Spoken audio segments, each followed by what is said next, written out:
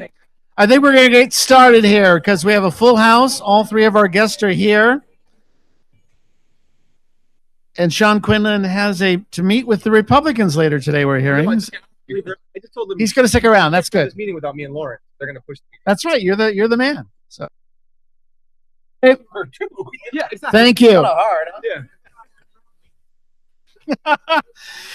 All right, guys. Music is off. Full house.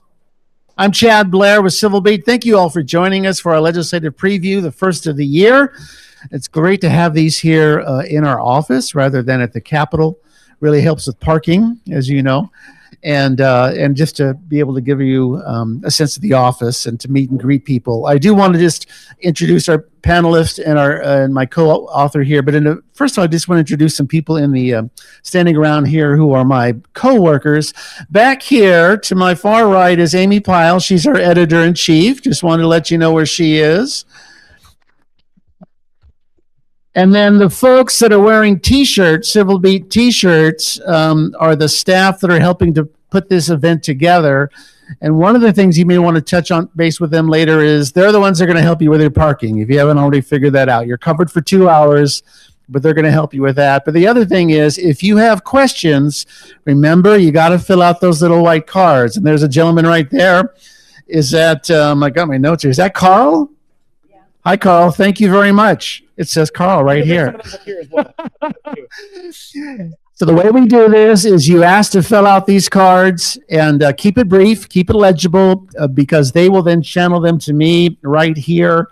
According to my Slack channel, there's room for more walk-ins. We have 2 people downstairs who registered. Well, that's for me, isn't it? Don't share.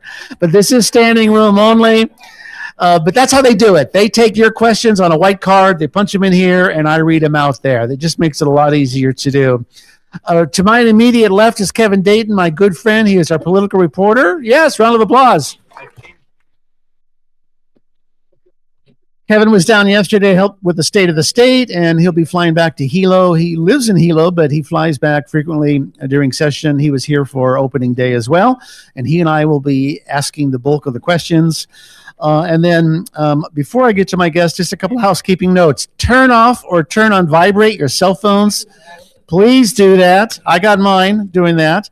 This is a live event. Not only are we live here, but it's being streamed. It is virtual. We will be posting this immediately to Crowdcast, and hopefully you can get on and figure out how to do that. It's not hard to line up. But please, no interruptions, no other sounds as well. Be respectful.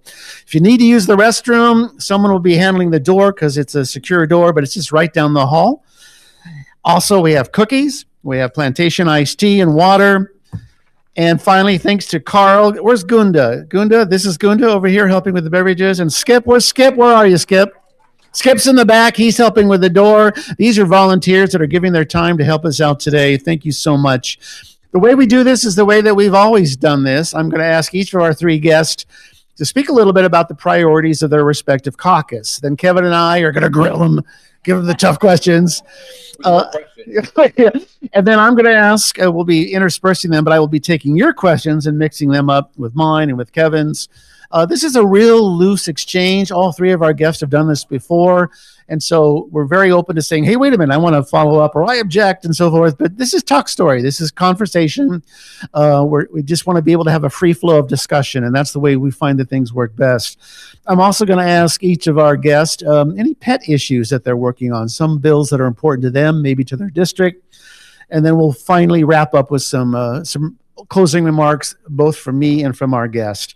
Okay, without further ado, to our far left is the House Majority Leader, that is Sean Quinlan, with the Democratic Party of Hawaii. He represents pretty much the larger North Shore area. Does that sound right? Good.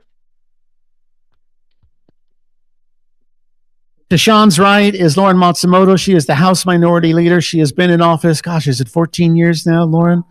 And she represents the greater Mililani area. And she will be sharing the views of not only the Minority Caucus package, which was just introduced, but other things that she has on her mind. And finally, joining us, a former House member, Chris Lee is now a state senator. He is the Assistant Majority Whip, and he represents, Kailua? Kailua Waimanalo? Kailua. Kailua Waimanalo. Okay. Thank you for that. And by the way, I initially thought, oh my gosh, Representative Andrew Garrett is here today. Nobody gets my inside joke. Chris has just grown a beard. Did you notice? I think you look a lot. Do I think he looks a little bit like Andrew Garrett? Not really. Andrew looks great. It does look good. Okay. I think what we're going to do is we're going to go ahead and start with Chris, take a couple minutes to talk about the majority package. And of course, he represents the Senate. But why don't you take it first, and then we'll go to Sean after that, and then we'll go to Lauren. So, Chris, take it away. Yeah, first of all, thanks so much for everybody coming out today. Thanks, Chad and Kevin and the rest of the Civil Beat team. We have been working over the past, 6-8 months over this interim since the last legislative session to figure out what can we do to help address all the key issues that we know that the House is also working on collaboratively: affordability, housing, homelessness, safety in our communities, and ultimately, I think dealing with a lot of the uncertainty that we're getting from DC and the federal government. The impacts we're feeling on cuts to programs, to services, to funding is not something that's just a line item on a budget sheet. These things have real world impacts. And whether you agree or disagree with the specifics of any one program, the bottom line is for a very long time, we have taken care of our communities, empowered people to be able to take care of their families, and ultimately be entrepreneurial, invest, catalyze the business and economic development that we need in this state, especially because we're so isolated and for all the other reasons that we know we are unique amongst states. And some of these things are going to impact us far more heavily than other states. We, especially when you look at Lahaina and what happened there, now face uncertainty. Should another event like that happen, will the federal government step up in the same way it did before? These are questions we have to ask. Will there be healthcare available for our families who depend on things like Medicare, Medicaid, and other forms of support? We know that right now we are going to have to tighten our belts here from a budget standpoint. I know the Finance and Ways and Means committees have been working on these issues in preparation because fundamentally we don't know what to expect. And that, I think, is the bottom line. We're in a period of extreme change. And so everything this year, I think, is going to be colored by the specter of the unknown. And so we're going to have to deal with that as we consider every measure before us, every policy, every appropriation. And that's something that I think universally we're not going to have a good read on, even as we get to the end of session, perhaps. DC is a bit chaotic, and I'm glad I'm here in the state and not there. But it does mean that we're going to have to work harder than ever before and look at things differently than we ever did before. So all our different committees that have been working over the summer to answer some of these questions and come up with policy proposals are now filing their bills.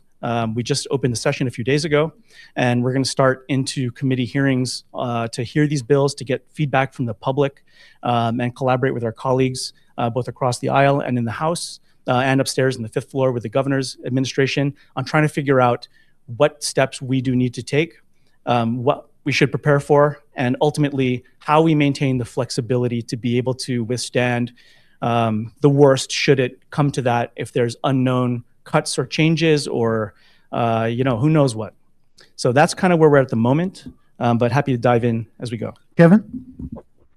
Okay, I get to ask the first question.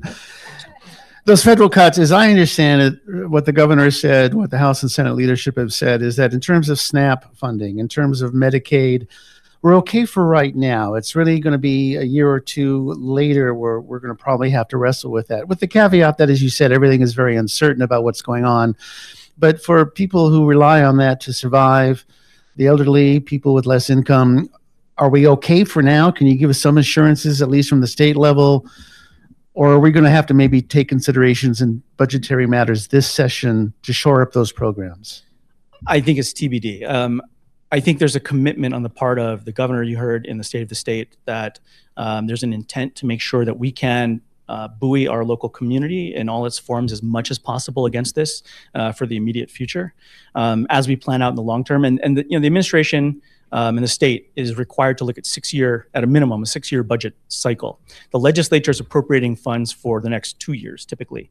And so we're looking at both long-term and short-term. And the question becomes, how do we handle the short-term potential for cuts to various things that we rely upon here that can cause major, not only health and public safety issues, but also economic mess that we really want to avoid, while at the same time making sure that we're going to have the resources the next 2, 3, 4, 6 years if things get even worse. There's been, I think, a lot of uncertainty in the markets all over the world. We are lucky, I think, so far that we've been able to withstand some of the biggest shocks that other places have endured. But there's a possibility that you're going to see tightening in the economy, mild recession, or something else that has been predicted by economists here in Hawaii. And if tariffs or anything else like that 100% tariff on Canada that was proposed just the other, if something like that goes forward, the cost of construction here would skyrocket. The cost of building things would be unaffordable for most folks. And I say that my family's been working for many, many years, hoping to build an additional space. My sister has a daughter who's young. And permits were an issue for quite some time. And now the cost of building materials is an issue. So if that happens or something like that, then you're going to see massive impacts on construction, which is one of the biggest areas that drives our economy. And that's going to trickle down to every other sector and every other industry here. So these things are unknown, but that's what we have to really, I think, shoot for in the aggregate. How do we take care of folks today and make sure that we're not going to be left in a lurch, a couple years down the road, should things go that way. I know Kevin wants to jump in. I would just add the Affordable Care Act, the subsidies expiring. That's another issue. The governor mentioned that in his State of the State. Yes, trying to cover that as well. Kevin, I think you have your mic. House Speaker Nadine Nakamura had suggested that there be a cushion, essentially a cash cushion this year moving forward. I think basically out of it, something similar to the $50 million that was put aside for the nonprofits last year. Just in passing, she made that comment. We would like to put some money aside. Is that in the cards coming up? Any thoughts? Yeah, we already have a substantial cash cushion, right? We've got $1.5 billion in the rainy day fund, but that's partially because the bond markets have been telling us for years that they want us to have a 15% reserve on our revenues. So our state revenues are $10 billion a year. 15% of that is $1.5 billion. And in order to have a good credit rating, when we issue these bonds, they want us to have that reserve. So it's possible that we could go down to 10 or 8 or 7% and still maintain the same credit rating. It's possible that we may not. Almost every other state in the union is in the same boat that we are, whether you're a red state or a blue state. And we are constitutionally mandated to pass a balanced budget, and we have to have a 6-year financial plan that is in the black, not in the red. So these are all concerns. Thank you, Sean, and thanks for taking that question. And then if you could spend a few minutes talking about the House priorities, and then we'll go to Lauren. I think Chris actually covered a lot of it, but this is very, very boring. But the beginning and end of everything that we do is tax policy. Who are we going to tax? How much? And then what do we spend it on, right? That's, people always want to, they're more excited by social issues and other things, but the basis of government is taxation, really. So when we look at this projected shortfall and we look ahead at the uncertainty, how do we protect the middle class and the working class, those who can least afford to be stretched any thinner? How do we make sure that we continue to do things like doubling the standard deduction? Can we come up with targeted tax credits, like fixing the child care tax credit? Can we put $500 or $1,000 more back into someone's pocketbook at the end of tax season? That's really what we have to look at. And we don't have all the levers to pull on. A lot of them are out of our control. I don't know what the feds are going to do from day to day. I was talking to a member of our federal delegation recently, and they said that their crystal ball was broken. Even our federal delegation, who spends all their time in D.C., doesn't necessarily know what's coming down the pipe. Congressional Republicans don't necessarily know what's coming down the pipe because we are a country that is now governed by tweets. Are they still called tweets, or are they called? I'm sorry, did I dead name Twitter? What's it called? What's media social? No, what's his thing? His platform called? True Social. Thank you very much. We are going to ask about the tax cut that the governor spoke about yesterday. We'll wait till we get through all the opening remarks. And then Kevin and I are sharing this mic. I think you can hear this mic a little bit better than that one, so thank you. And then Lauren, I want to go to you to priorities for the House Minority Caucus. So I'm going to start with how we came up with our House priorities. So one of the things that our caucus has done for the last 3 years is we have done a listening tour, which essentially is a reverse town hall. So often when you go to a town hall, I always say, somebody asks a question in the audience, the politician at the front gives a 1 minute, usually pretty unsatisfactory answer, and then you move on. And so what we did is we flipped the script and we changed it. We asked the audience questions. So my entire caucus went out over the course of 5 days. We went to Waianae, Ewa, Mililani, Moanalua, and Hawaii Kai, and we had these reverse town halls. And we asked the questions, what is the most important issue that you want to talk about? We talked about that for the first 15 minutes, and then so forth, where we got the top 3 issues. The last section, they could talk about whatever they wanted. But what was so interesting is whether we were in Mililani or Ewa or Hawaii Kai, what was actually shocking to me is the top 3 issues were the same in every single location. And it was cost of living, crime and public safety, corruption and government reform. And so that is how we shaped our caucus package. So those are the 3 main issues that our caucus is focusing on. In addition to the listening tour, we also sent out surveys across the state, but also specifically in our districts, all the same surveys, got back over 5,000 responses. And again, same top 3 issues. And so that has really shaped our caucus package. I'd love to get into more of the bills later, but I think those are the things people care about. Their day-to-day issues. Can I afford to live here? Can my kids afford to live here? And cost of living is not something new. I mean, I think that's a problem when it's been the same top issue for decades. And so we need to do something about it, and we need to do something about it now. And so that's something my caucus is really looking into. Lauren, this is a follow-up question. I was there at the press conference, and you were very open about it. In your 14 years, you've been there longer than any of your other Republican colleagues. For that matter, half the House, actually. There's so many new members there, so many younger members. I'm still young, Chad. Yes, and I am not. But good point. Apparently, just don't grow a beard. So.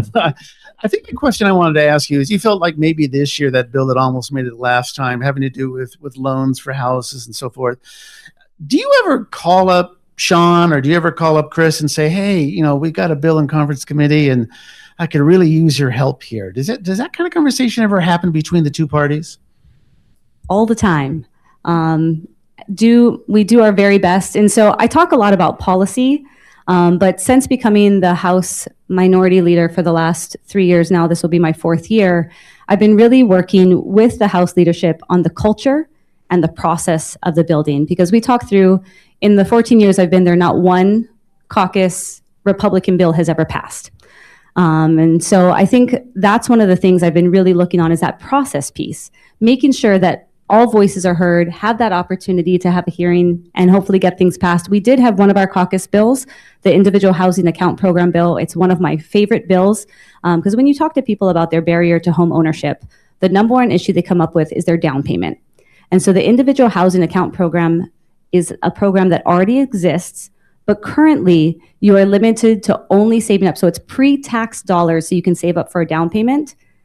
You can only save up to $5,000 a year and $25,000 total. I don't know whose down payment would ever be $25,000, but we really need to update those numbers. They haven't been updated since the 80s. And so our proposal is pretty simple, raising it to $20,000 a year that you can save up, or $40,000 for joint filers, and $200,000 total to be able to save up for that down payment. That bill made it to the very end of conference last year. Very hopeful that it will pass this year, because that's something that can really help our families into that home ownership piece. The rare House bill that made it, a Republican bill that made it all the way to the last day. Why did it die? Let me just guess. Did not get released from Finn and Wham. Is that what happened to the money committees? Sean? I was sick that week. All right, moving on. Let's go to 2 questions that come from, these are the pre-questions we got beforehand. But the first question goes to all 3 of you. Who took the $35,000 bribe? Oh, go ahead. Go No. ahead. This is I mean, we joke about this Yeah. right now, but this is like a serious issue. You know, our trust in government as a society, as a community here, is only as good as the people and the transparency and the connection that we all have. It is infuriating when folks break that trust, because it paints not only everybody else who's gone through hell to get elected to try and do good things and is working hard, Democrat, Republican alike, to try and solve these problems. It paints us all with the specter of an evil brush that is nefarious and everything else, and it's the farthest thing from the truth. And whoever was responsible for something like that, if it's illegal activity, whether that or anything else, right, has to face the music. And how that happens and when that happens is, you know, part of the whole details of, are you going to do an investigation and what does that find and all of that. That has to play out in the best way it can, because the absolute worst end result of this is that somebody actually did something illegal. And it's not entirely clear, was that like a bunch of bundled checks, or was it, you know, cash in a bag, or who knows what. But if somebody did something illegal and a true investigation is shortchanged, or it ends up at the Campaign Spending Commission as just a campaign spending fine when it should be charged as criminal bribery or something else, that ultimately lets somebody off the hook. And that makes the entire process and everybody involved in it and our communities as a whole look bad. It breaks the trust we have in government. It breaks the trust that we have amongst one another, and ultimately undermines the due process and rule of law that exists. And that is like the absolute worst scenario. And so I think, as we've seen, you know, I think, because this has been around in discussion in the news, certainly more recently, quite a bit for the past few weeks. The Attorney General is investigating, which is great. I think, I don't want to speak for the House, but there's going to be hopefully answers to some of these questions down the road that will satisfy, I think, the ultimate just penalty, whatever it is, that ought to be brought forward. Internally, I'll just say we don't have the ability. Well, I'll say this: I've been in elected office for just a little bit longer than you guys, actually. Yeah, quite a while. In all those years, I've never known any of my colleagues to be doing something downright illegal or you know, anything of the sort. I was just as surprised as anyone to literally read in the paper that two of our colleagues several years ago were being charged with this kind of thing. Had no idea. Knew them both for a long time. We don't have, I think, an understanding of what that thing is that's being brought forward or described when it comes to this issue. And I have no idea. And I think talking with everybody that I've talked with at the Capitol has no idea who or what that might be. I bring that up because it's going to take a real investigation to do this. And it's not something that internally someone like your typical elected legislator, who is really, you know, regular person from your community, has the skill set to go in and investigate in the way that a trained prosecutorial team can go and collect evidence, talk to the right people, do it in a way that meets the spirit and intent of law and evidentiary standards and all those things you need to actually put a legitimate case together. Okay. I don't want to let anybody off the hook and say that we shouldn't be doing anything. I think the AG is taking a good step forward. And I think it's the right thing, because the last thing we want is for any of us to basically botch some sort of thing by doing something wrong that we just have no idea what we're doing. Okay. So let me end it there. But it's a touchy thing. You've touched a nerve. This is something that frustrates me more than anything else, because, you know, it undermines everything we're here to do. It truly does. Thanks, Chris. Lauren and Sean, you want to add to that? The trust piece is a really really big thing. And again, before this, the 35,000 is just one instance, but Chris alluded to, this isn't the first time. This has happened multiple times. And so it's why my caucus is putting in a bill, so it's HB 1763, if you want to write it down, to increase penalties for public officials who commit crimes within office. And so this is for all public officials, those elected and not elected, taking those things for misconduct up from a Class C felony to a Class A felony, but also taking bribery up to a Class A felony. There has to be that higher standard because this isn't just the one-time 35,000. We have seen this happen over and over again in the recent years, and that's just what has been brought to light. There's probably more that has happened that we're not even aware of, and so there has to be that trust restored. And if there's no action taken by the legislature this year, I think on a standpoint from the rules and the laws that we put into place, then we're really sending the wrong message to the public. Sean? Every time somebody does something like this, or every time one of us gets a DUI and gets off the hook, we all get painted with the same brush. And it's really, it's sad, it's pathetic, it's unconscionable. And, you know, if you look at the case of Rep. Cullen and Senator English, they ruined their lives for such a small amount of money. They destroyed public trust in an institution that they were supposed to defend for such a small amount of money. I can't even begin to wrap my head around what their thought process was at that time. I think they both served between 18 and 24 months in prison. I wouldn't have had a problem with them serving more time. I understand that they may have made some deals or given up some other people. We don't know the details of any of that. I've been a little baffled the last couple of months. There have been people that have been asking us to investigate ourselves. I mean, the first thing I would say is, how could we conduct an impartial investigation? And if we were to conduct one and we're unable to find wrongdoing, would that somehow make things even worse? Because they would say we had a fake investigation and then we swept it under the rug. If the House were to hold an investigation, or the Senate, and we subpoenaed people, and we asked them, so I'm imagining, right, calling up former members one by one, and I say, did you do it? And they say, no, I didn't do it. Well, do you know who did? No, I don't know who did. Why would they incriminate themselves at that point? And because this would just be a legislative investigation, there's no penalty. It's not perjury to lie to us. It's just lying. So we can't add on any other extra charges. I don't know how to run an investigation. I solved the mystery of the missing chocolate once. It was my son. He had a chocolate mouth, right?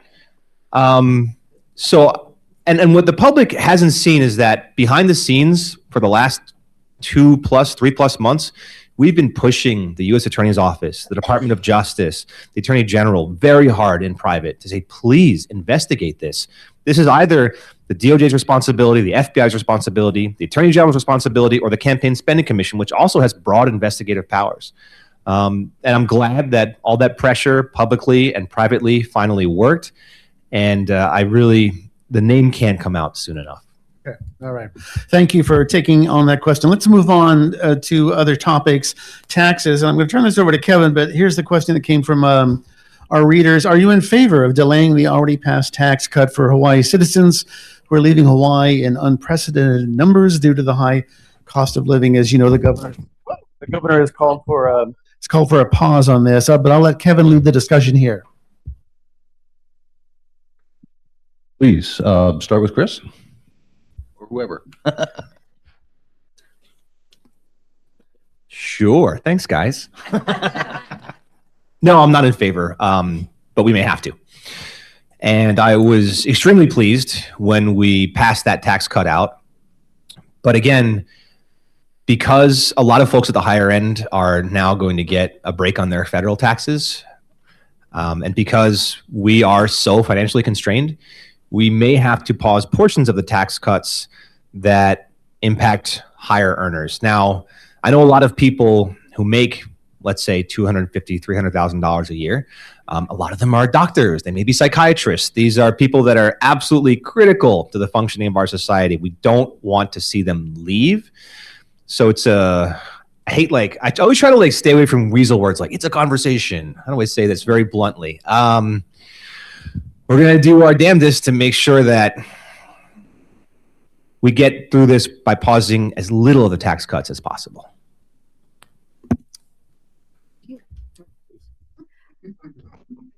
I'm not in favor of pausing the tax cuts. I was so encouraged when we actually passed it in 2024. When we talk about cost of living, income tax is one of the main things to help our working families. And we have the second highest tax burden in the entire country, only behind Oregon, and they don't have any sales tax.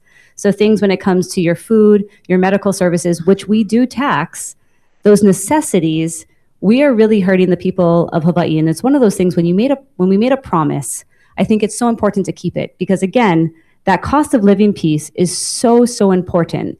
Now, of course, the conversation about our spending is something we need to talk about. If you look at other states that are the same size as Hawaii, New Hampshire, Maine, they have the same population as us. We spend $5 billion more than they do. So when it comes to looking at our budget, that's something that we need to take a really hard look at first before we even start to talk about pausing or rolling back those income tax cuts that we made for the people of Hawaii. I'll jump on that just for a sec to say that I agree with everything that's been said. This is not something that I think anybody wants to do. But I would posit this question. If we end up in a situation where we lose a ton of federal money or we go into a place of economic uncertainty where we're going to lose a lot of dollars coming into various industries that are ultimately going to result in lower tax revenue in the years to come, where then do those cuts come from?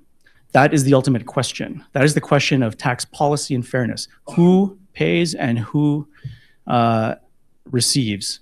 And at the end of the day, we've already seen massive cuts to those who can least afford it from federal dollars going into any number of programs. For every one of us, we can look out at the government or at the way we see things and say, that's not important, that's not important, that program over there is not important. We can cut all that. But for somebody out there that's going to be sitting right, perhaps in the seat next to you, they'll say, actually, this is the thing that I depend on. Absolutely, we cannot cut this. And so the question falls to the discussion that the legislature will have. Who then becomes the recipients of those cuts? And I would say, when choosing between the folks who can absolutely least afford it versus other options, I think we have an obligation as a society that we've laid out in law that says we ought to be making sure that we can at least keep people from losing their homes, becoming homeless, losing access to healthcare, losing access to food in schools and things like that. And I think that's going to be the tenor of the discussion that's going to happen.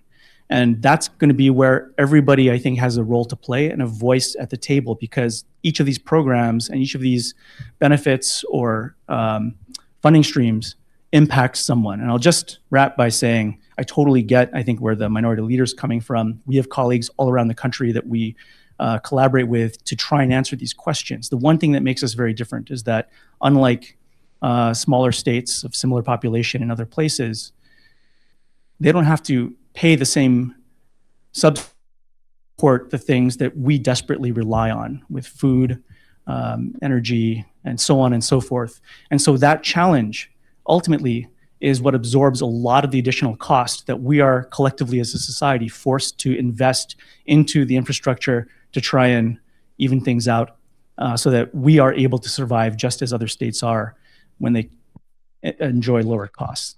It's not an easy answer. That's where your voices are going to make a difference. Thank you, Chris. I mean, I think everybody realizes this is not going to be an easy debate at all, but I wanted to sort of pass this back to Lauren, because there are some options that people have kicked around. There are, the potential for raiding special funds to try to get some of that money. There is the possibility of suspending tax credits, which has been done by the legislature in hard times before. Do we really have to go down, Lauren, for you, do we really have to go down this road, or are there other alternatives? So we just had the conversation with the finance chair just yesterday with our caucus, saying this year we are doing okay, but we need to make sure we're planning for the future. And the one aspect that we haven't really touched on yet is the economic development piece. We're always thinking about the cutting and the spending. And I just want to read off here, because we just got a wonderful presentation done by DBED, but we're 50th for permitting speed to get your permit. We're 50th for our regulatory restrictiveness, so last in the country. We are 48th for the overall state and local burden for when it comes to taxes. Estate tax is 50th. Our utilities were 50th. And the conversation that they had was, we cannot be last in everything. So whenever we make a values piece of, and it's important because we are unique, there's things that we need to protect, but we cannot protect everything. There's things that we have to make a decision. Are we going to be coming last in everything because of the regulatory burden? Or are we going to have that conversation of how are we going to stimulate our economy? Because that's the piece. It's not always just the cutting. How are we going to stimulate our economy? And we are the worst place to do business in the entire nation. And so I think that's a piece that we haven't brought in that is important for that economic generation. Last thing, why we restrict our business climate. It's the high tax burden, high regulatory burden, high regulatory and uncertainty for investors. We often say yes to something, then no, then we say yes again. We go back and forth. For example, the super ferry, we did that. And then also the high input costs that we talked about because we have that unique geographic location in the middle of the Pacific Ocean. So it's not just the cuts, although that is important, because if we're asking people to tighten their belts, we need to be the first ones to do it. But that economic stimulation is an important piece that we haven't really worked on in recent years, and we've really plateaued as a state, and I'm hoping that we can make some progress there. Well, just to follow up on that, I mean, I think tightening the belt is sort of what I was suggesting, is that there might be other ways to do this. I don't know whether they're viable, and that's the question I wanted to pose. If can we do some things like there's, hundreds of millions of dollars in special funds. I know that people have uses for that money. It's not there for nothing. There are also tax credits that private entities get and benefit from that maybe that ought to be sacrificed in the interest of keeping these income tax cuts. And I'm a big proponent of not just pulling one lever. There's so many different areas that we can take a look at this. And while it's going to be a really difficult next few years, I think we can all agree upon that. What it forces us to do, which I don't think has been done in recent years, it forces us to take a hard look in every single one of those areas. So I'm not one to say, we should raid all of our rainy day fund.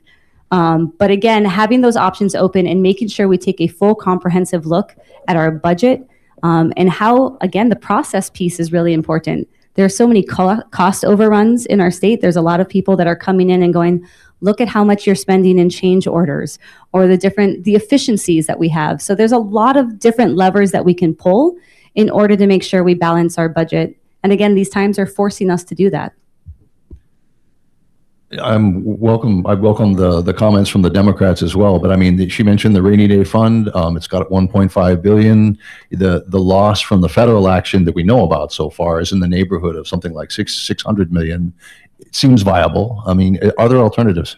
To clarify, I'm not advocating for starting with the rainy day fund. Okay. Just make that clear. Yeah, and again, so when I talk about our bond rating, every year we appropriate funds for capital improvement projects, and those are paid for through bonds that the state issues with the full faith and credit of the state of Hawaii.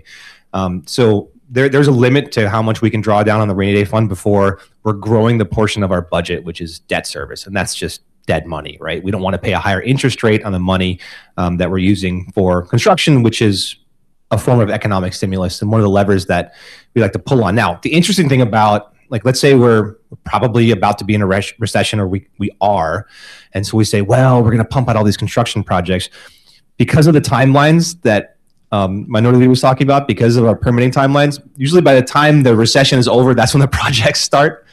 Doesn't mean it's always a bad idea. And if you're talking about tax credits, probably our two biggest tax credits are the film tax credit and photovoltaic. We are about $550 million into our film tax credit over the last 20 years. The PV tax credit's well over $1 billion that in lost revenues. I think we've installed a lot of solar. I think that's a good thing. I think it's a benefit to the homeowner. I do worry, it's funny, right? Like, our entire system of government in the US is set up to reward voters, which makes sense, right? People vote and they're the ones that are active and they're the ones that are calling your office. Well, voters are much more likely to be homeowners than renters, right? So we're talking about a system of government that overwhelmingly favors property owners. We keep property taxes low. We have, all sorts of tax breaks for, you don't have to pay taxes on your mortgage interest.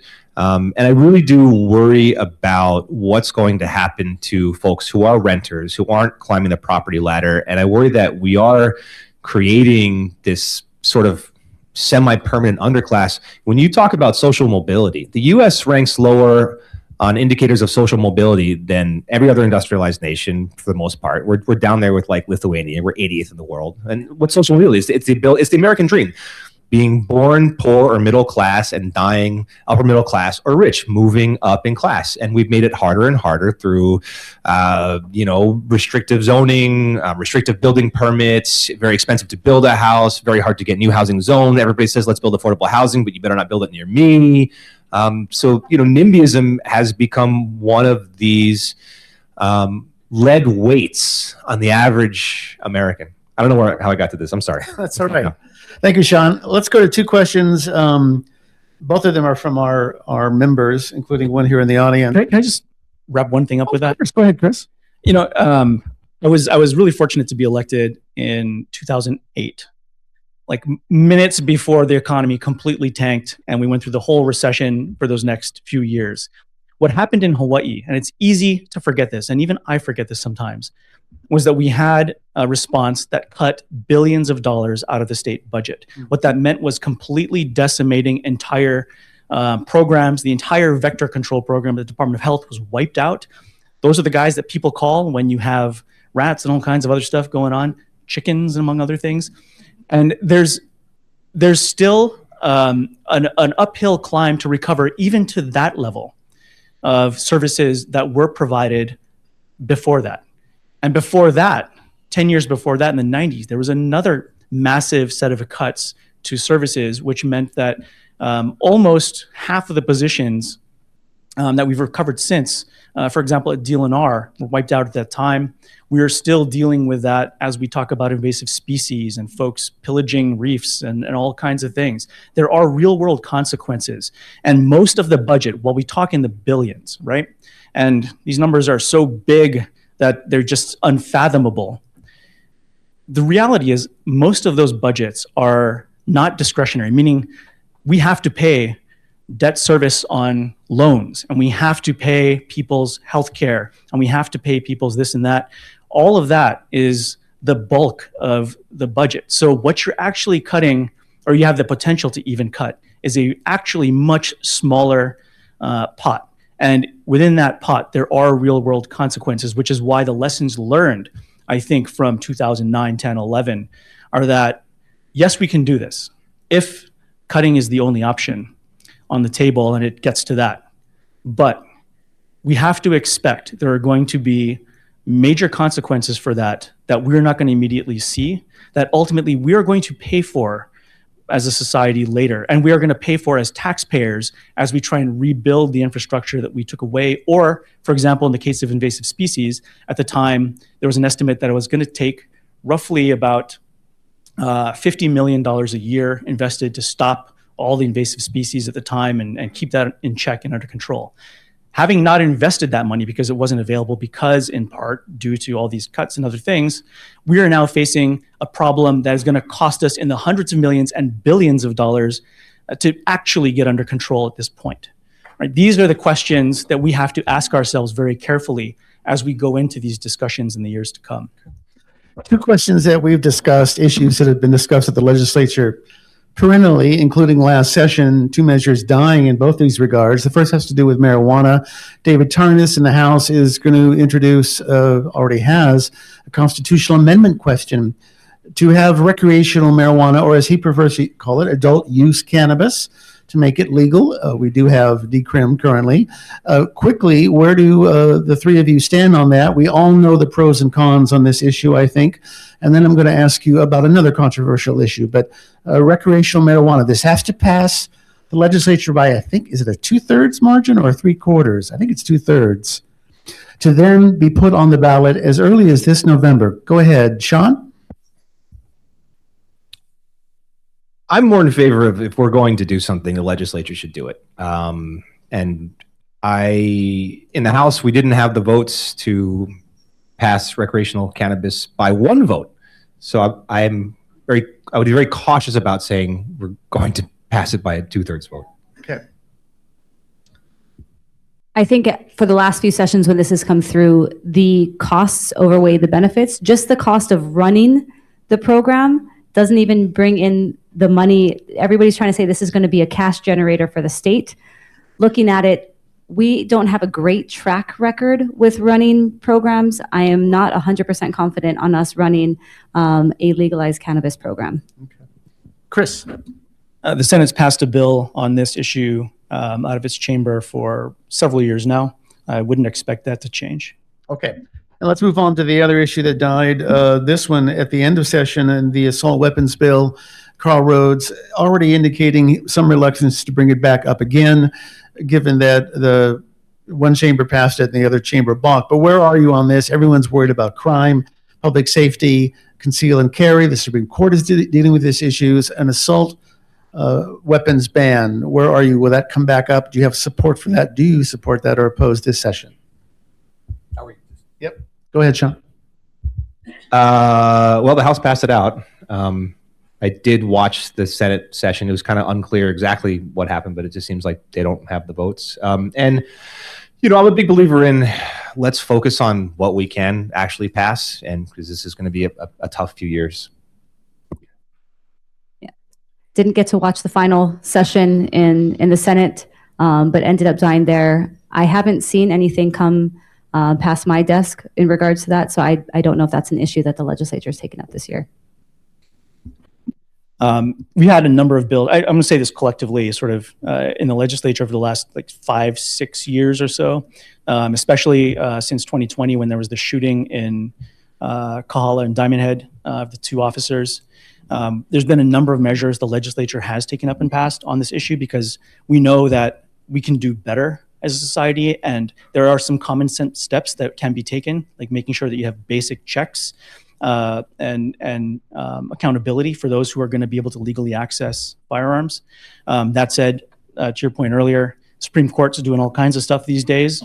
There was just a decision, there were just oral arguments in a case a few days ago. It involves Hawaii, actually. Yeah, it is a Hawaii-based case that questions the law that we put in place here in the state that says if you're a business owner or a property owner, you ought to have an expectation that unless you allow someone to carry a gun on your property, that they shouldn't be doing that.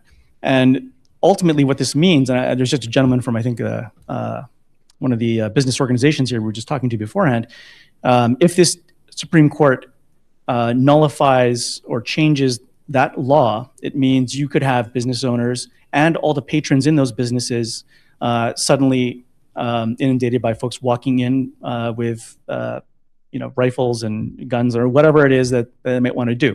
That's something that remains to be seen.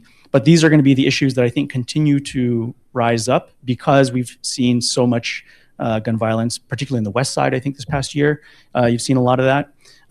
So I think it comes down to what is the nature of the specific policy and how is it crafted to fit into Hawaii's framework. Okay, thank you.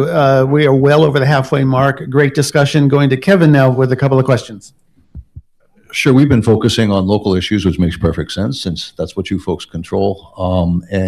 But at the edge of everybody's peripheral vision is what's happening in Washington, D.C. and in Minneapolis. Sean, you spoke very eloquently on the floor about the concerns that what's been happening in Minnesota raised for you. But at the same time, we have the governor, for obvious reasons, has said publicly that he's not interested in picking a fight with anybody right now. He'd like to do his best to get along with this administration. I wonder, I'm sure there'll be bills and resolutions and all kinds of requests for various statements of principle or actions that we might take to eliminate immigration, to restrict immigration enforcement. What's your take on that? Is this a time for Hawaii to stand up and be counted and to make a statement publicly? Or is this a time to sort of follow the governor's lead? Okay, so to be clear, I'm not saying that I want to restrict immigration enforcement. What I'm saying is that I believe in the Fourth Amendment. What I'm saying is that I don't want people going door to door, asking people for proof of citizenship. I think that's un-American. In the past, ICE has been, before it was ICE, it was INS. I have a lot of experience with INS, actually, because I was not born in this country. I was a green card holder for many years. I became a U.S. citizen 2 years before I got elected. So I know what it feels like to be part of that system and to deal with that system. Now, in years past, immigration authorities would operate off of tips and information. They would make cases, they would investigate, and then they would target people they knew to be illegal aliens. Right now, what they're doing is completely untargeted. And that's the real fear. And you can make a good argument that there's really not a lot we can do. I mean, the U.S. Constitution broadly outlines the powers of the federal government. That's one of them. But I think this is a moment where, and again, of course, do we let's say we pick a big fight with the federal government and then we're Minnesota. Do we want that? No. Absolutely not. Absolutely not. But there comes a time where you either have to stand up and say something, or everyone just stays silent and they just keep pushing the envelope further. And I think we are now at that point.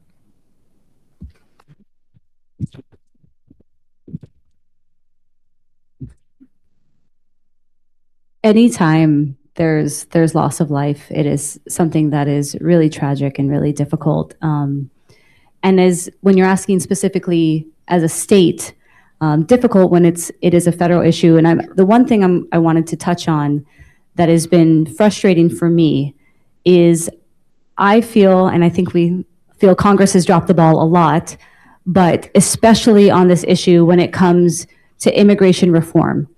Falling into the different buckets, how do people come in legally? If they've been here for a while, then what do we do?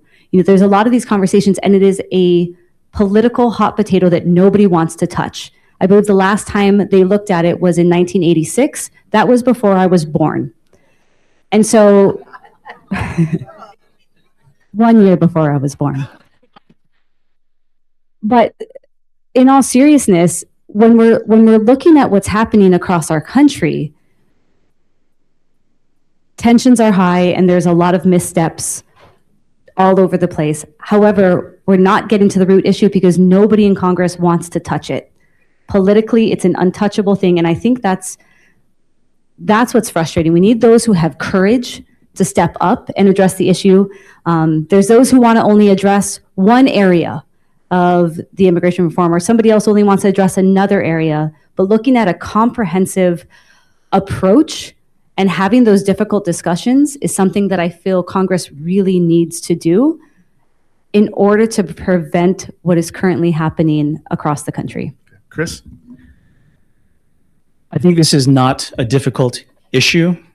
It does take courage, but I think we've seen in Congress over the last few years, Democrats and Republicans come together and agree that there needs to be some reform, and they've proposed bills that had agreement between the House and Senate on this until the president got on the phone and called Republican colleagues and said, don't pass this.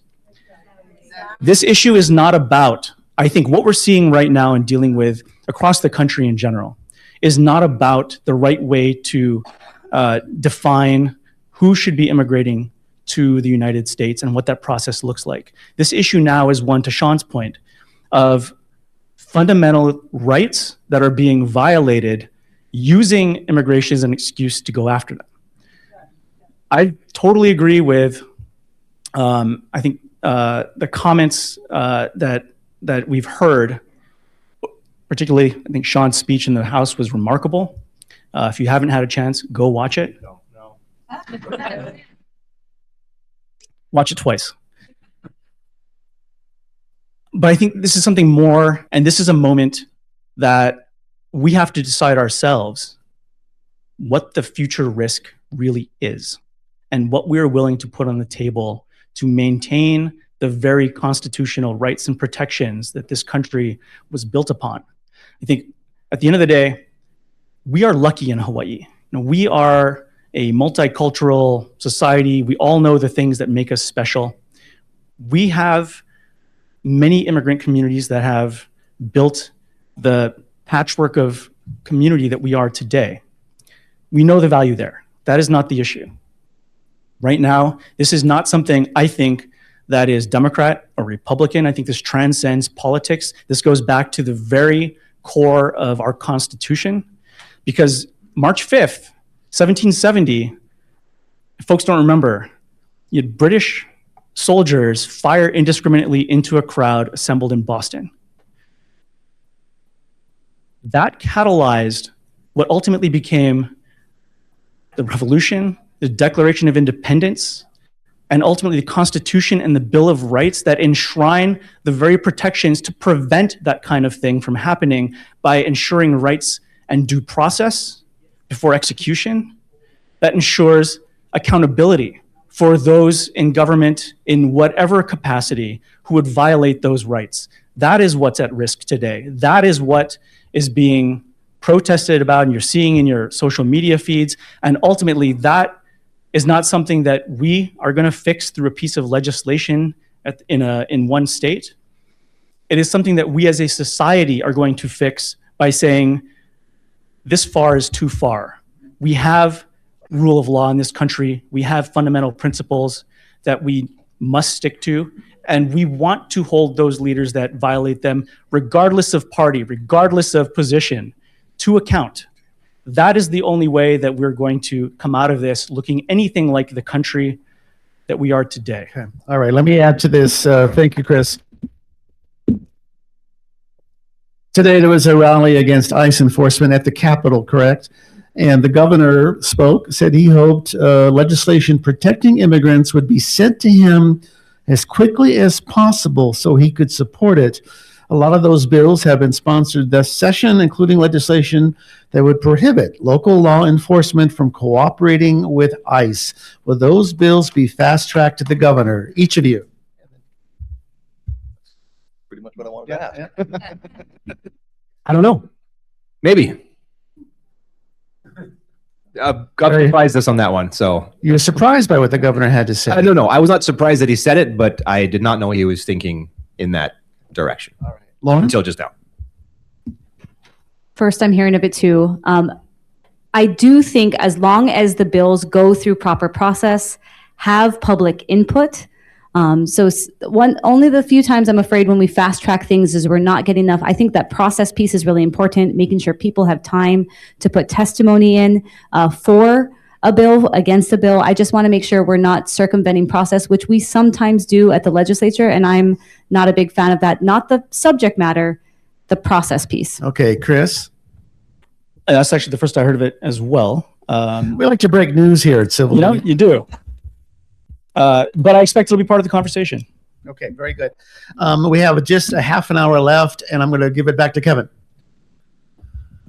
Okay, I'd like to turn back to the local issue that sort of hangs over everything. I think, it's so difficult to live in Hawaii these days. I mean, so many people are leaving. The population has been, if not declining, staying flat for a long time. And I was hoping to get each one of you to talk for a bit about the bill or bills that you think would help to make a difference with the cost of living. What's the most important thing that the legislature can be doing right now, in your mind? Well, I'll just highlight one and start there. For a long time, we've been talking about housing. We've been talking about that cost in particular. We have an agency and multiple agencies at the state that develop housing, HCDA and HHFDC and all these things. We have done things kind of the same way for quite some time in Hawaii. Right? We invest in infrastructure, we build or enable developers to build housing, and we negotiate with them to say, all right, of those you're building, keep X number affordable or at market or below market or what have you. What has been done in other places for decades is a completely different model.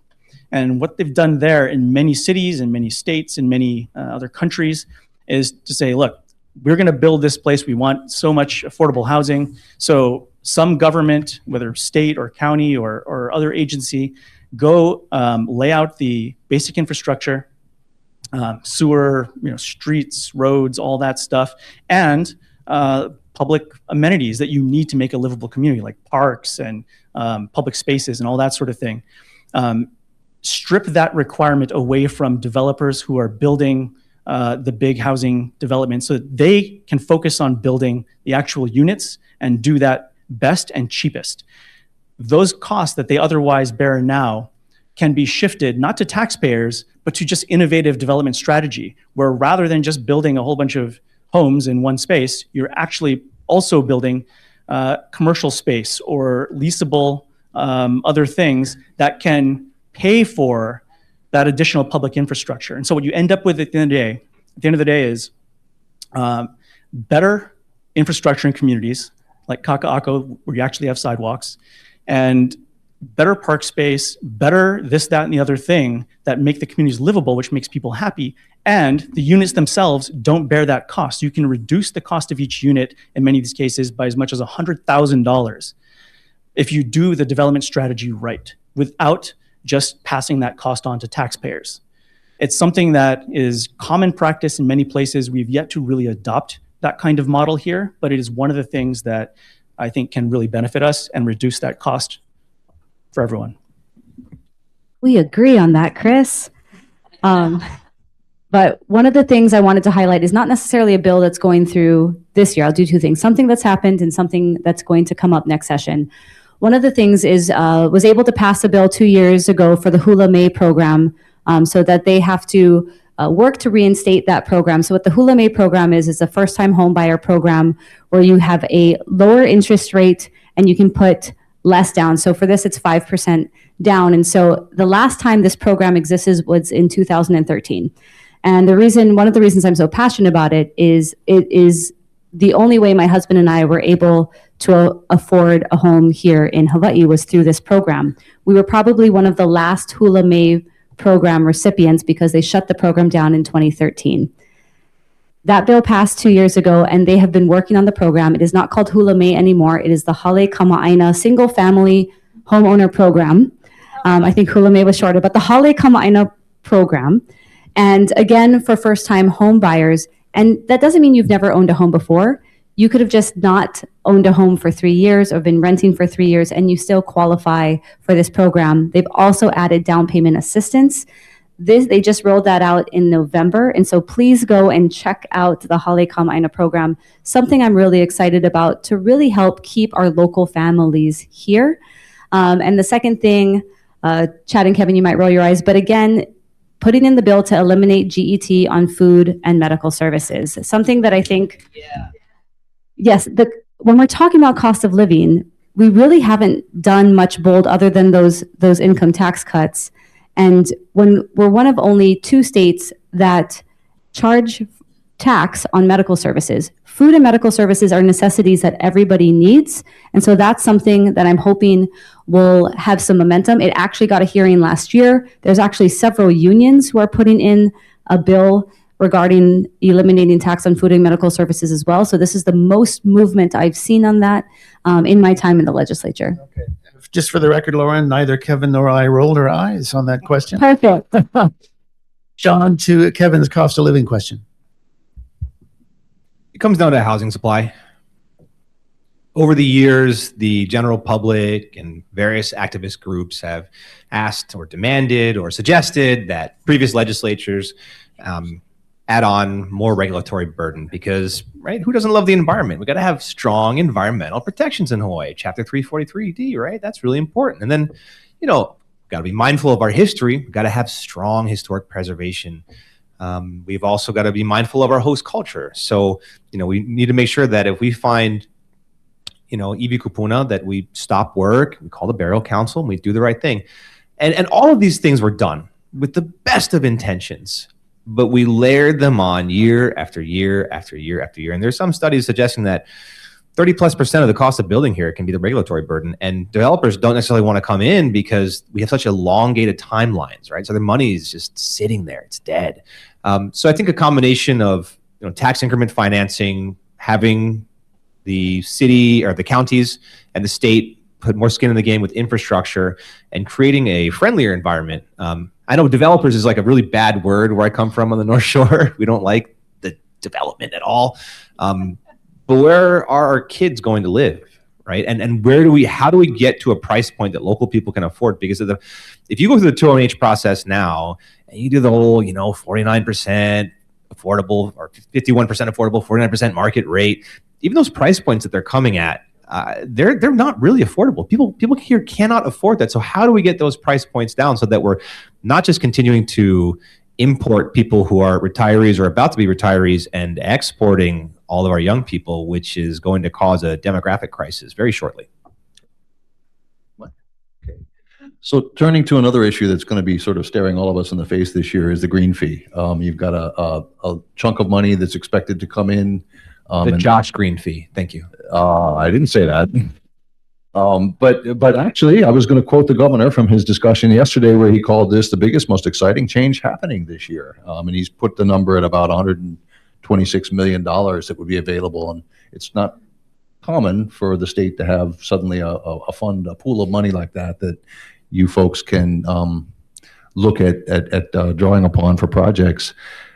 Have any of you seen, first of all, just a background question, have any of you seen the list that was submitted to the governor? Okay, nobody's seen it. Yeah, we haven't seen it either, but we've been asking for it. Is there a project or projects that you have on your list that you'd like to see funded with this money? I don't know what's going to come out of the governor's office because they're working on it, and I understand that the governor's list will drop this week. But anything that's top of mind for you folks for the green fee money? I mean, I can be really selfish and say I want to spend it all on the North Shore of Oahu. I'm not going to do it. Developing? Yes, no. I mean, so, we've got a lot of environmental impacts, not just from sea level rise, but also from increased flooding, from nearshore pollution. Our reefs are in trouble. We've got some great programs where we're actually experimenting with new types of coral. We need to roll those out. But the biggest cost is not necessarily going to be to our natural environment in terms of dollars and cents. Of course, it's the cost of the heart, right? The biggest cost is going to be relocating or strengthening coastal infrastructure. That's going to be the biggest cost. What are we going to do? DOT had a study in 2019 where they looked at all of our coastal highways, and they estimated in 2019 dollars that the cost to protect them from what 99% of climate scientists agree will happen sometime over the next 100 years is $10,000 a linear foot. I mean, this is a multi-billion-dollar program. We've got power plants that are a couple hundred yards away from the ocean. We've got airports that are pretty much at sea level. So I think, as much as a lot of this is going to be really great, important stuff, it feels good. We're going to protect the natural environment. We're going to hopefully make ourselves more resilient and resistant to wildfires, more resilient in terms of perhaps hurricanes. Maybe we'll get some hurricane shelters. That would be nice because I don't want to blow away like Dorothy and the Wizard of Oz.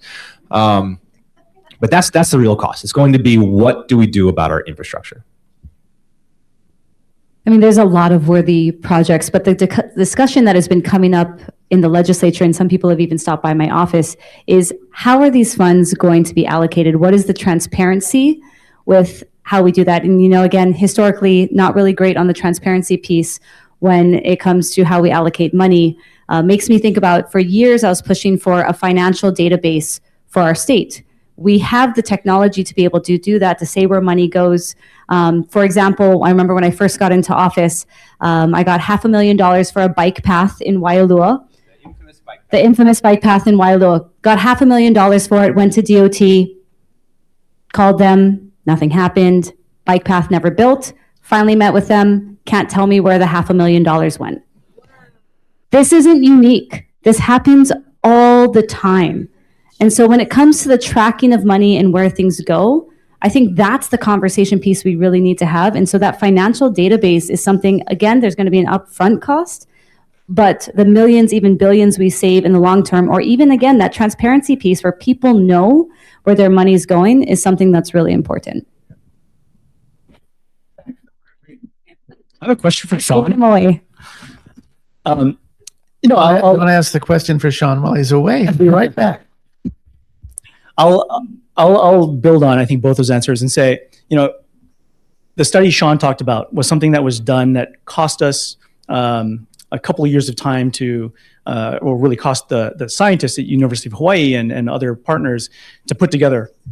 And that took a little bit of money too. That research capacity is why we know how much money it's going to cost collectively, all of us taxpayers, to solve these problems in the years and decades to come. It's how we can allocate and justify saying, all right, we're going to spend an extra 25 million over here to shore up this road now and build it a foot higher than we originally planned, even though it costs more, because it's going to save us an additional $75 million 10 years after that if erosion continues. What we don't have, I think, by and large, because we focus so much on, and rightly so, a lot of the immense challenges that we face today that we've been talking about this entire time, and each department is strapped in capacity and has faced cuts that we talked about already every time there's a recession. And we have never, I think, had as much capacity as we need to really evaluate what is the full scope of this. And this is going to Lauren's point as well about ultimately, where does that money go? Where is it going to come from? And how do we account for it?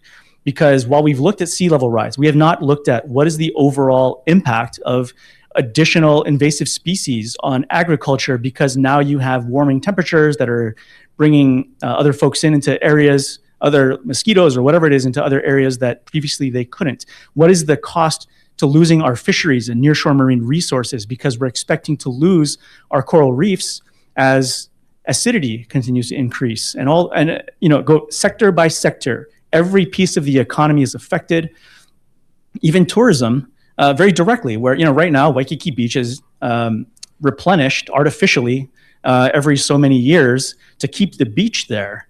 That is a cost that has been estimated at $2 billion lost to our community, to our economy.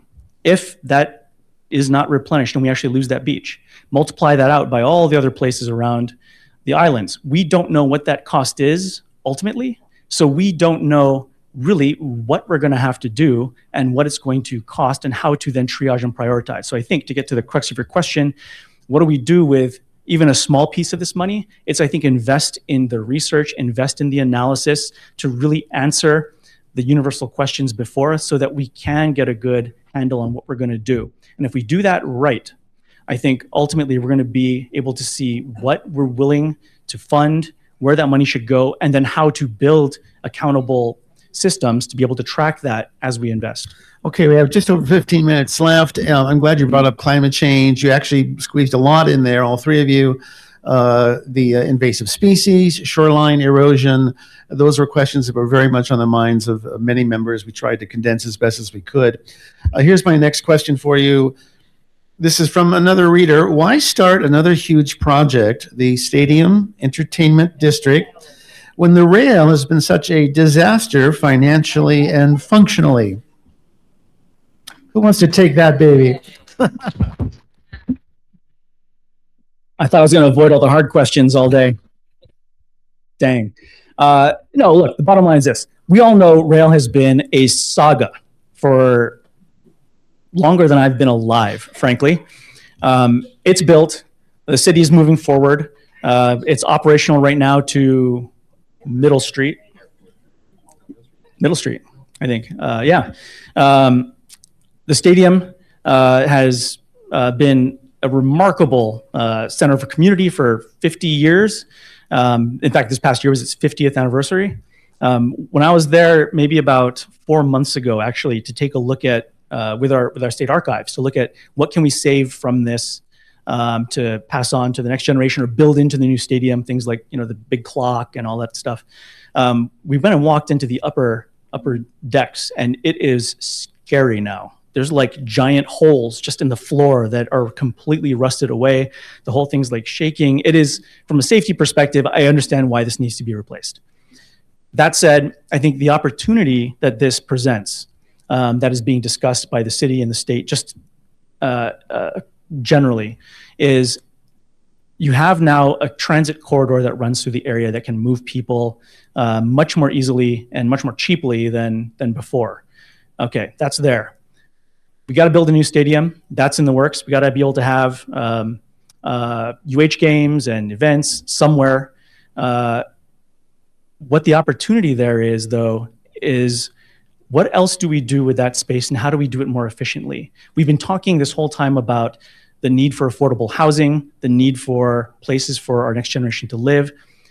Part of that project builds in what will probably be 4,500, maybe even more units into an area that is a mixed-use development where people can live, hopefully for as affordably and cheaply as possible if we do this right.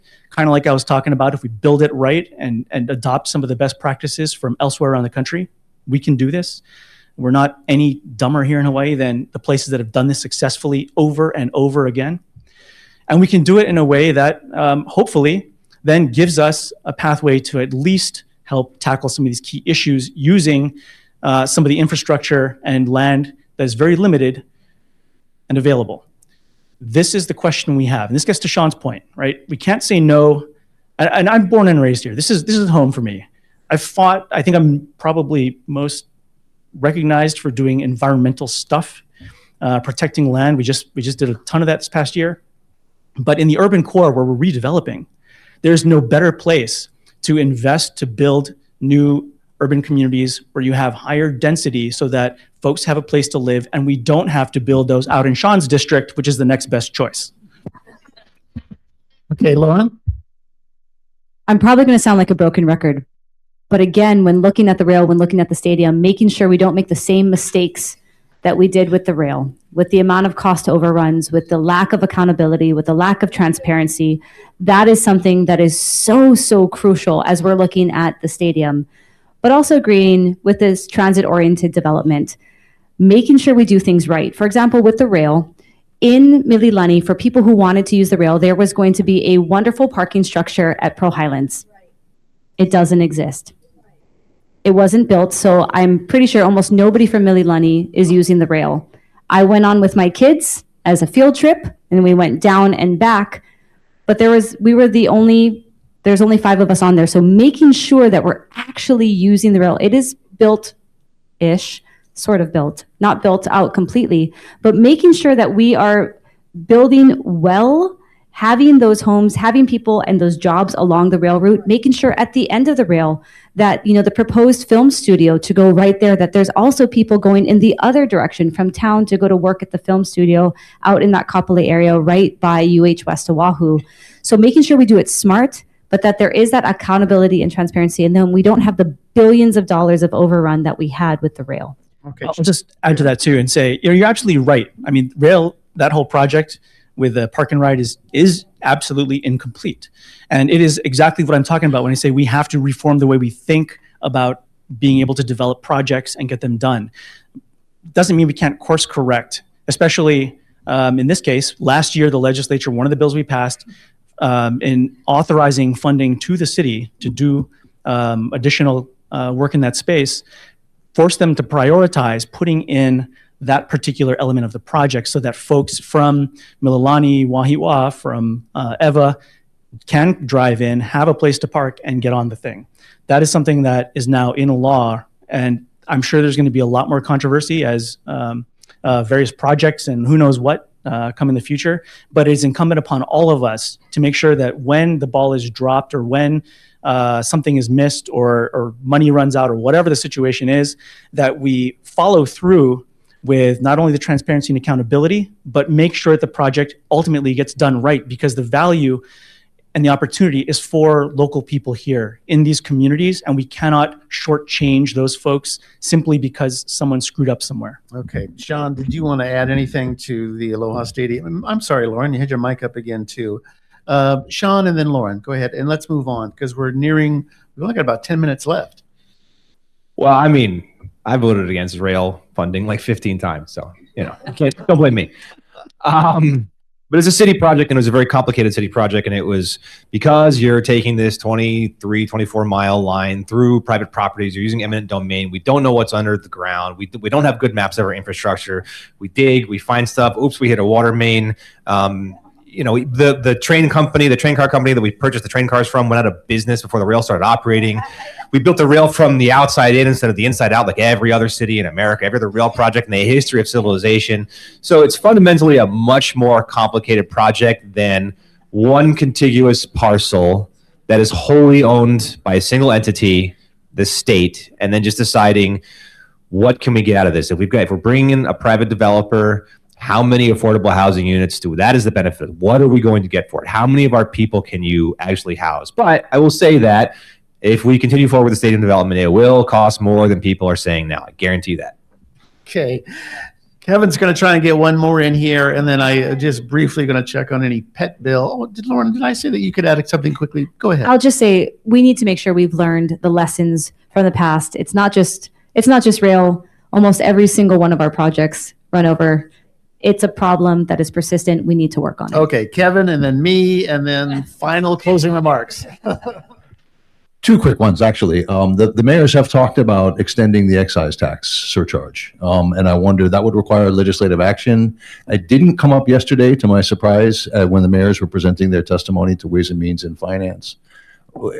Just real quickly, where would you folks stand on that if that was to come up? Did you see how they both looked at me the exact same time? Did anybody else see that? That was incredible. I hate taxes. I hate the GET. But given the fact that we've come this far, to not take the rail to somewhere where it's actually usable, I think would be a shame. I think I don't want to give credit to Mayor Blangiardi's administration. I think he's been as successful as you can hope to be in sort of wrestling with this behemoth project. So I'm more cautiously optimistic than I was, 4 or 5 years ago. But, the GET, it's a really regressive tax that hurts small business owners and it pyramids.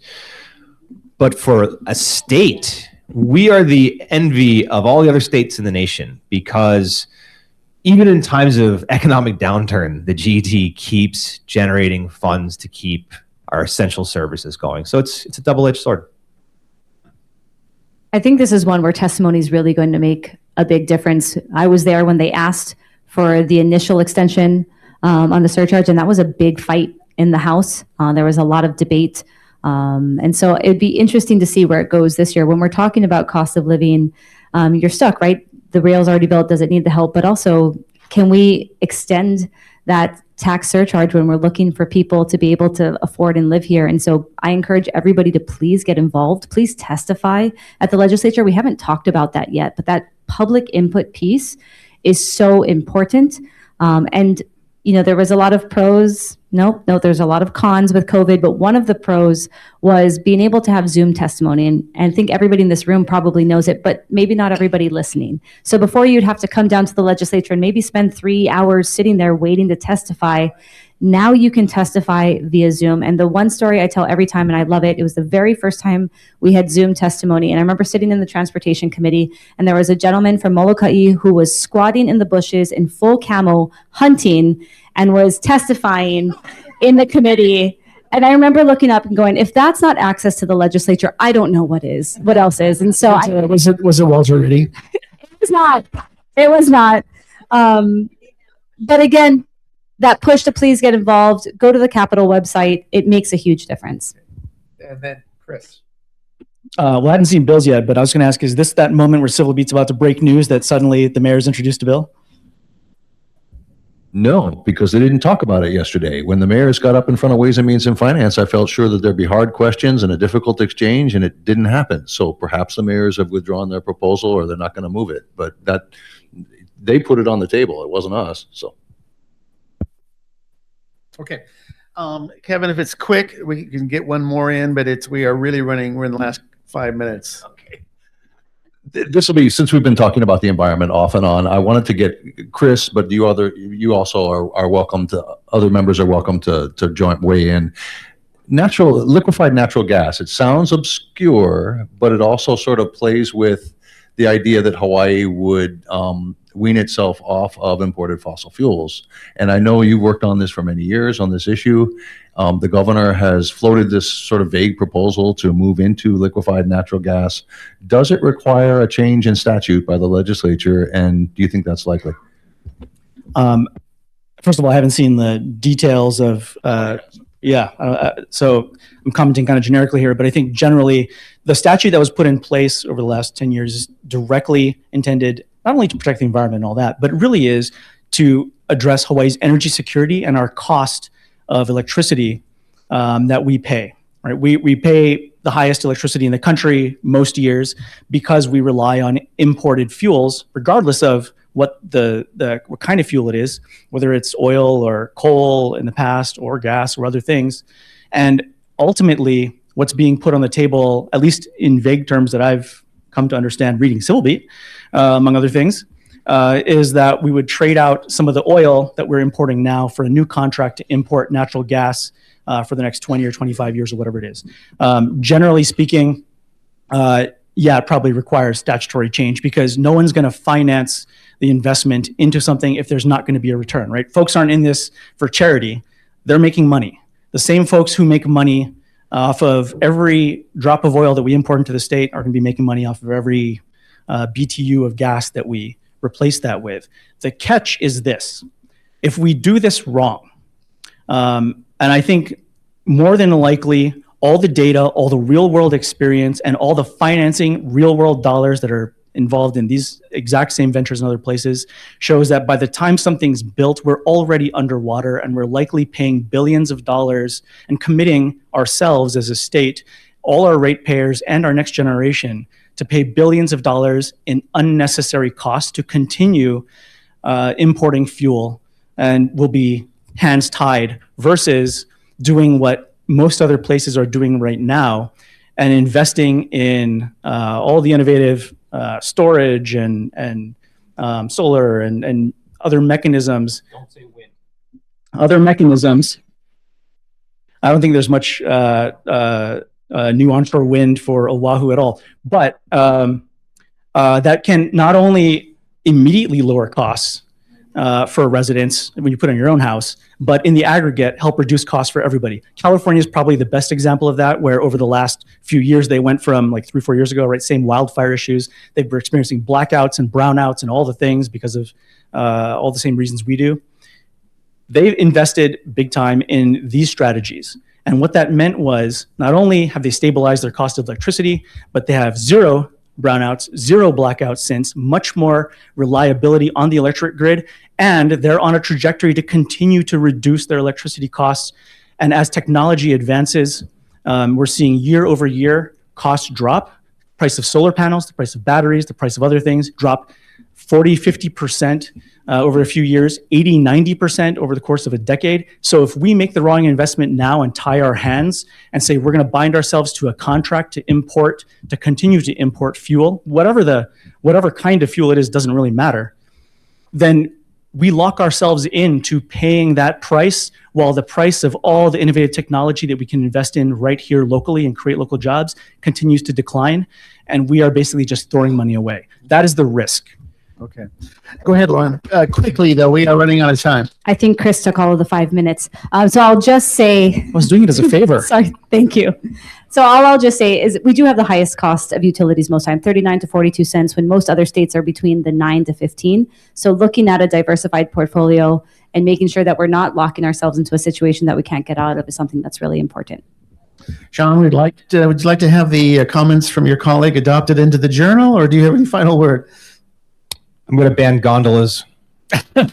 All right. Yeah, is that the pet bill that you want to bring up, the gondola bill? Okay, we could maybe save that for another time. You guys have been really flexible taking all these questions, and I appreciate that. We'll have 2 more of these Ledge Cafes. Both of them will be held here. Look for Civil Beat announcements sometime in February or March. Usually we do a mid-session right after crossover, and then we're going to try and squeeze in a final one, perhaps on the last day before the final day, Sunny Day. But stay tuned for updates from Civil Beat on that. And then also, most importantly, support from readers like you allows us to offer community events like this free of charge. If you'd like to make a tax-deductible gift or have questions about supporting Civil Beat, please visit our membership table on your way out. Our staff would be delighted to help you. My thanks to Sean Quinlan and Lauren Matsumoto and Chris Lee and my colleague Kevin Dayton. It's been a pleasure. Take care, everybody, and aloha.